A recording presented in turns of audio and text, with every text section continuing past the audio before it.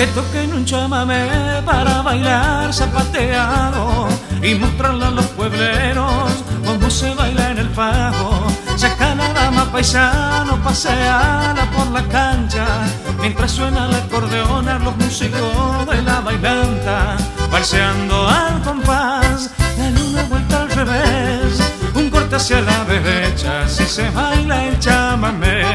Dale una vuelta ligero, que flamee su bombacha, que flamee en la pollera almidonada de la dama.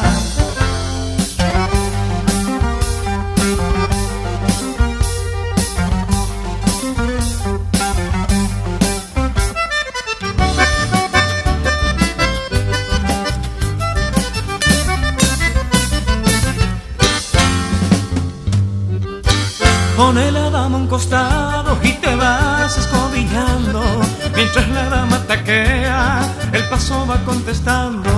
Zapatea dando vuelta, dale una y al revés, para que todos comprendan cómo se baila el chamamé.